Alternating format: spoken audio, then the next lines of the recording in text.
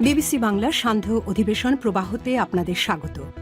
আজ আপনাদের সাথে লন্ডন স্টুডিও থেকে আছি মানসী বড়ুয়া। বাংলাদেশের সর্বশেষ গুরুত্বপূর্ণ আপডেট সংবাদে আপনাকে স্বাগত। শুরুতেই সংবাদ শিরোনাম, পরে বিস্তারিত। প্রথমেই জানাবো আমাদের হাতে থাকা সর্বশেষ গুরুত্বপূর্ণ সবথেকে তাজা আপডেট সংবাদ। ৮ দিনে ১,০১১ মনোনয়নপত্র বিক্রি করল এনসিপি। ত্রয়োদশ জাতীয় সংসদ নির্বাচনে প্রার্থী নির্বাচন প্রক্রিয়ার অংশ হিসেবে গত ৮ দিনে ১,০১১টি মনোনয়নপত্র বিক্রি করেছে জাতীয় নাগরিক পার্টি এনসিপি। নির্ধারিত সময় শেষ হলেও মনোনয়নপত্র বিক্রির সময় আরও ৭ দিন বাড়িয়ে ২০ নভেম্বর পর্যন্ত বাড়িয়েছে দলটি। দলটির পক্ষ থেকে জানানো হয়েছে, আমরা ৩,০০০ মনোনয়নপত্র বিক্রি করতে চাই, এ লক্ষ্যে আমরা সিদ্ধান্ত নিয়েছি। এরপর জানাবো ফরিদপুরে গ্রামীণ ব্যাংকে পেট্রোল ঢেলে আগুন দেওয়ার চেষ্টা, থানায় অভিযোগ। ফরিদপুরের মধুখালীতে গ্রামীণ ব্যাংকে পেট্রোল ঢেলে আগুন দেওয়ার চেষ্টা করেছে দুর্বৃত্তরা। এই ঘটনায় মধুখালী থানায় জিডি করা হয়েছে। দিবাগত গভীর রাতে উপজেলার রায়পুর ইউনিয়নের মাঝকান্দিতে গ্রামীণ ব্যাংকের রায়পুর শাখায় এই ঘটনা ঘটে। এদিকে সরকার পতনের পেছনে যুক্তরাষ্ট্রের হাত ছিল না, সিএনএন নিউজকে বলল শেখ হাসিনা। সাবেক প্রধানমন্ত্রী কার্যক্রম নিষিদ্ধ আওয়ামী লীগের প্রধান শেখ হাসিনা ক্ষমতাচ্যুতির প্রায় ১৫ মাস পর একের পর এক ভিন্ন ভিন্ন মন্তব্য করেছেন। তিনি বলেন, গত বছরের জুলাই গণ অভ্যুত্থানে সরকার পতনের পেছনে আমেরিকা বা কোনো পশ্চিমা শক্তির সরাসরি ভূমিকা ছিল না।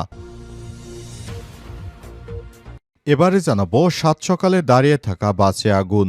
এবার ঢাকা চট্টগ্রাম মহাসড়কে নারায়ণগঞ্জের সিদ্ধিরগঞ্জের শিমলাই সড়ক ও জনপথ সহজের কার্যালয়ের সামনে পার্কিং করে রাখা নাপ পরিবহনের একটি বাসে আগুন লাগার ঘটনা ঘটেছে। আজ এই অগ্নিকাণ্ডের ঘটনা ঘটে।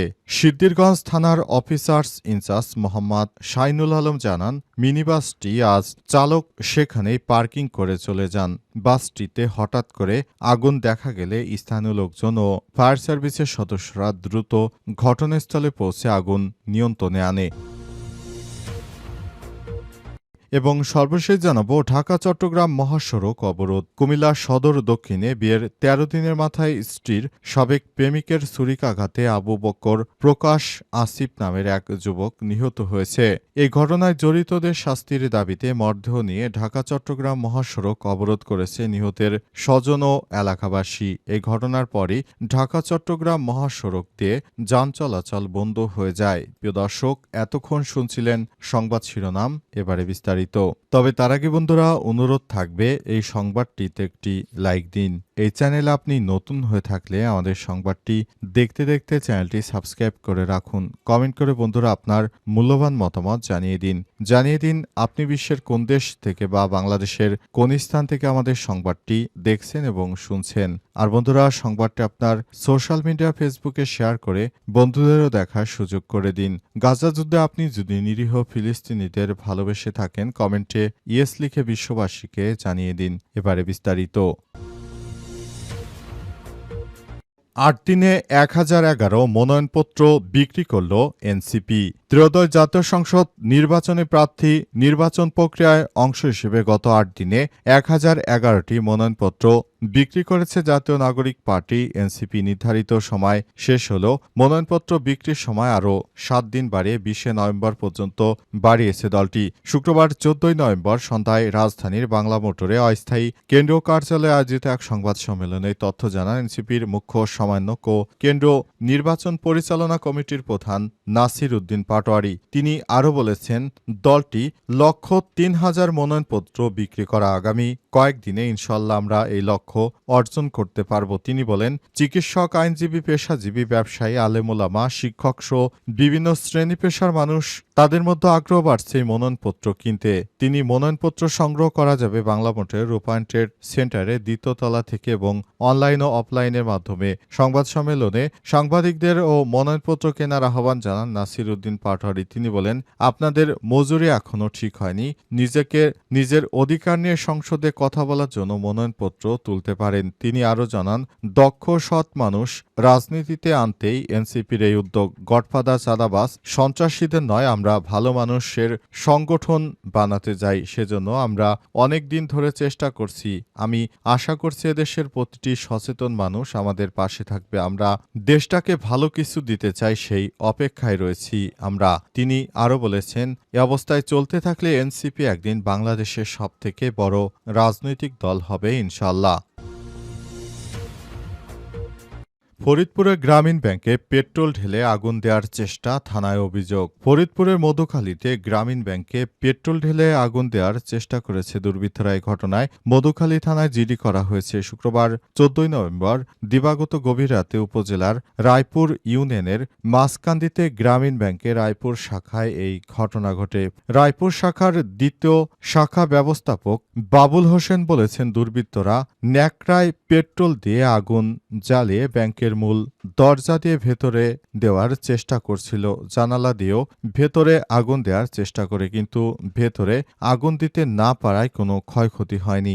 সকালে ঘটনাটি দেখার পরেই থানায় জিডি করেছে গ্রামীণ ব্যাংকের রায়পুরা ব্রাঞ্চের ব্যবস্থাপক নাবিলা নূর পিয়া। তিনি বলেছেন, শুক্রবার দিবাগত রাত 3টা থেকে 3:30টার দিকে দুর্বৃত্তরা ব্যাংকের দরজার সামনে পেট্রোল ঢেলে আগুন দেয়। তবে ভেতরে কোনো ক্ষয়ক্ষতি হয়নি। দরজার সামনে কালো ধোঁয়া দেখা যায়। ঘটনায় স্থানীয়রা থানায় জিডি করেছে। মধুখালীর থানার ভারপ্রাপ্ত কর্মকর্তা ওসি SM নুরুজ্জামান বলেছেন, পুলিশ ঘটনাস্থল পরিদর্শন করেছে। কে বা কারা আগুন দিয়েছে তা খতিয়ে দেখা হচ্ছে। এ বিষয়ে আইনগত ব্যবস্থা প্রক্রিয়াধীন।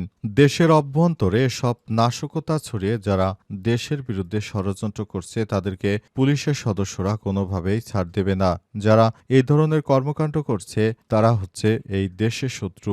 এসব শত্রুদেরকে কোনোভাবেই ছাড় দেবে না পুলিশের সদস্যরা বলে তারা নিশ্চিত করেছে। যারা কোনো আর্থিক প্রতিষ্ঠানে আগুন দেওয়ার মতো নিকৃষ্ট ঘটনা ঘটায় তারা দেশের জনতা নয়, বরং তারা দেশের শত্রু। তাই এসব শত্রুদের ব্যাপারে সরকারের কঠোর পদক্ষেপ রয়েছে। সরকারের পক্ষ থেকে বলা হয়েছে যে বা যারা এই ধরনের অগ্নিসন্ত্রাস করার চেষ্টা করবে তাদেরকে প্রতিহত করতে হবে। তা না হলে দেশের মধ্যে আরো বড় ধরনের বিশৃঙ্খল পরিস্থিতি তৈরি হতে পারে। তাই সবাইকে একযোগে এই বিষয়গুলো খুবই গুরুত্ব সহকারে দেখতে হবে।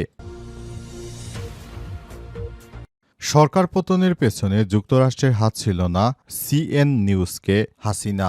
সাবেক প্রধানমন্ত্রী শেখ হাসিনা কার্যক্রম নিষিদ্ধ। আওয়ামী লীগের প্রধান শেখ হাসিনা ক্ষমতাচ্যুতির প্রায় 15 মাস পর একবার ভিন্ন বক্তব্য করেছেন। তিনি বলেন, গত বছরের জুলাই গণ অভ্যুত্থান ও সরকার পতনের পেছনে যুক্তরাষ্ট্র বা কোনো পশ্চিমা শক্তির সরাসরি ভূমিকা ছিল না বলে তিনি মনে করেন না। এর আগে হাসিনা তার মন্ত্রী দলীয় নেতাকর্মীরা যুক্তরাষ্ট্রকে এই ঘটনার জন্য দোষারোপ করেন। শুক্রবার 14 নভেম্বর CNN নিউজ 18কে দেওয়া সাক্ষাৎকারে তিনি বলেন, যুক্তরাষ্ট্রের সঙ্গে বাংলাদেশের দীর্ঘদিনের ভালো ও স্থিতিশীল সম্পর্ক রয়েছে। তাই ওয়াশিংটন বা অন্য কোনো বিদেশি শক্তি বাংলাদেশের রাজনৈতিক বিষয়ে জড়িত নয় এমন ধারণা বিশ্বাসযোগ্য নয়। তবে তিনি উল্লেখ করেন, বাংলাদেশের সাবেক প্রধান অর্থনীতিবিদ ডক্টর মোহাম্মদ ইউনূস পশ্চিমা বিশ্বের প্রভাবশালী ব্যক্তিদের সঙ্গে সুসম্পর্ক তৈরি করেছে, যা অনেকেই ভুলভাবে গণতান্ত্রিক যোগ্যতা হিসেবে দেখেছেন। হাসিনা আরও বলেন, যুক্তরাষ্ট্রের প্রাক্তন প্রেসিডেন্ট ডোনাল্ড ট্রাম্পের সঙ্গে তার সম্পর্ক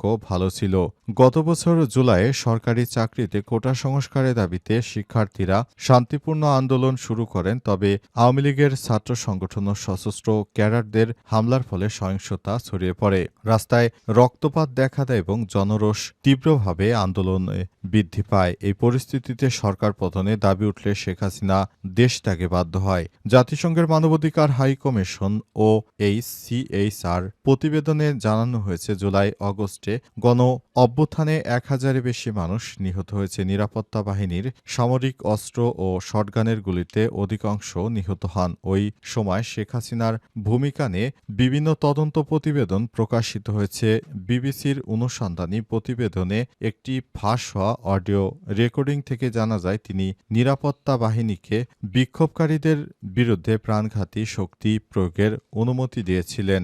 অন্যদিকে বিবিসিকে দেওয়া সাক্ষাৎকারে ক্ষমতাচ্যুত প্রধানমন্ত্রী এসব সব মানবতাবিরোধী অভিযোগ অস্বীকার করেছেন। তিনি বলেন, মামলা রাজনৈতিক উদ্দেশ্য প্রণোদিত এবং এই ধরনের মামলা করার এখতিয়ার নেই। সাত সকালে দাঁড়িয়ে থাকা বাসে আগুন। ঢাকা চট্টগ্রাম মহাসড়কের নারায়ণগঞ্জে সিদ্ধিরগঞ্জে সিমরাইলের সড়ক ও জনপদ সহজ কার্যালয়ের সামনে পার্কিং করে রাখা নাভ পরিবহনের একটি বাসে আগুন লাগার ঘটনা ঘটেছে। আজ সকালে এই অগ্নিকাণ্ডের ঘটনা ঘটে। সিদ্ধিরগঞ্জ থানার অফিসার্স ইনচার্জ মোহাম্মদ শাইনুল আলম জানিয়েছেন, মিনি বাসটি রাতে চালক সেখানে পার্কিং করে চলে যান। আজ সকালে হঠাৎই বাসটিতে আগুন দেখা গেলে স্থানীয় লোকজন ও ফায়ার সার্ভিসের সদস্যরা দ্রুত ঘটনাস্থলে পৌঁছে আগুন নিয়ন্ত্রণে আনেন। অগ্নিকাণ্ডে বাসের সিট পুড়ে গেল, কোনো প্রাণহানির ঘটনা ঘটেনি। ঘটনাস্থলে তখন যাত্রী বা চালক কেউই না থাকায় আগুন নিয়ন্ত্রণে আনা যায়নি এবং ক্ষয়ক্ষতি হয়েছে। তিনি আরও বলেছেন, আগুন লাগার কারণ তাৎক্ষণিকভাবে জানা যায়নি, তবে আগুন লাগার কারণ আমরা অনুসন্ধান করছি। পুলিশের পক্ষ থেকে আরও বলা হয়েছে, সারা দেশ জুড়ে আওয়ামী নাশকতা বেশ কয়েকদিন ধরে বেড়েছে। আমরা চেষ্টা করছি সব দুষ্কৃতকারীদেরকে গ্রেপ্তার করে আইনের আওতায় নিয়ে আসতে, যাতে করে দেশের অভ্যন্তরে আর কোনো সমস্যা না থাকে। সরকার আমাদের যে নির্দেশনা দিয়েছেন সেই নির্দেশনা অনুযায়ী দেশের অভ্যন্তরে ও বাইরে যেভাবে নাশকতা ছক কষা হচ্ছে, তবে আইন শৃঙ্খলা রক্ষাকারী বাহিনীর সদস্যরা সবসময় প্রস্তুত। আমরা প্রস্তুত রয়েছি নিজের মাতৃভূমিকে যে কোনো সন্ত্রাস ও নৈরাজ্যের হাত থেকে বাঁচাতে। এজন্য আমরা ইতিমধ্যেই কাজ শুরু করেছি। এই ঘটনার পর পুরো এলাকায় থমথমে অবস্থা বিরাজ করছে। এমনিতে শেখ হাসিনার রায়ের দিন অর্থাৎ 13ই নভেম্বর উপলক্ষে দেশজুড়ে অনেক জায়গায় নাশকতা কর্মকাণ্ড চালায় আওয়ামী লীগের সন্ত্রাসীরা। এরপর থেকে এক এক জায়গায় তারা আগুন সন্ত্রাস করে আসছে। তাদের আগুন সন্ত্রাসের কারণে সারা দেশের মানুষ এখন অতিষ্ঠ হয়ে উঠেছে। অবস্থায় এই ধরনের কর্মকাণ্ড দেখাটা সত্যি দুর্ভাগ্যজনক একটি ব্যাপার হয়ে দাঁড়িয়েছে।